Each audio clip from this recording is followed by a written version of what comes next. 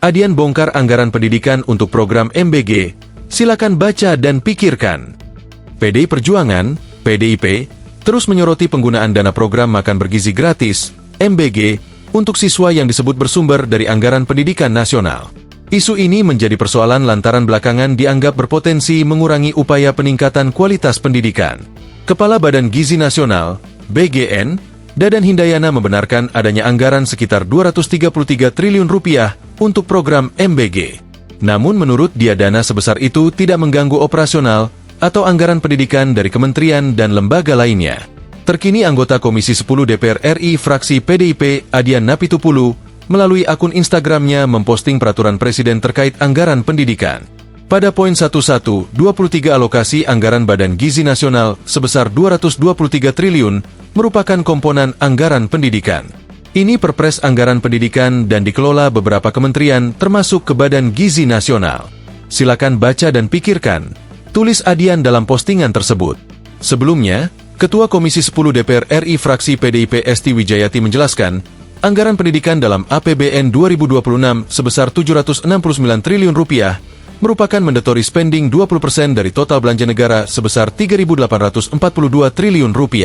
Di dalam angka tersebut, kata Esti, sudah termasuk alokasi anggaran MBG sebesar Rp223,5 triliun sebagaimana tercantum dalam lampiran APBN. Posisinya di dalam besaran anggaran ini juga tetap 20% lebih sedikit saja. Jadi tidak kemudian postur anggaran pendidikan ditambah Rp223 triliun lalu menjadi 30%. Tidak. Tetapi ditambah dengan MBG yang dikelola oleh BGN itu tetap dalam angka 20%, ujar Esti. Artinya tidak menambah postur anggaran. Tetapi ya memang itu harusnya dijatah atau dialokasikan betul untuk anggaran pendidikan. Secara otomatis dari pernyataan itu kan jelas bahwa anggaran MBG dari APBN memang digunakan dari anggaran pendidikan. Lanjut dia. Sementara itu, Kepala Badan Gizi Nasional, BGN, Dadan Hindayana membenarkan adanya anggaran sekitar Rp233 triliun untuk program makan bergizi gratis, MBG. Kemudian pada kelompok anak sekolah, termasuk santri dan sekolah keagamaan lainnya masuk dalam perincian output fungsi pendidikan.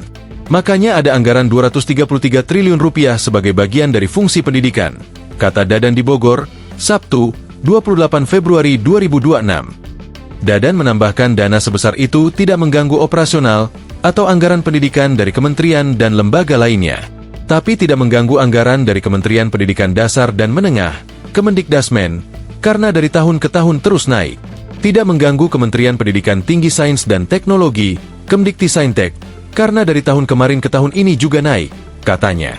Kemudian juga tidak mengganggu transfer pusat ke daerah untuk tunjangan guru, karena dari tahun kemarin ke tahun ini naik 10%, sambungnya. Download Tribun X sekarang, menghadirkan lokal menjadi Indonesia.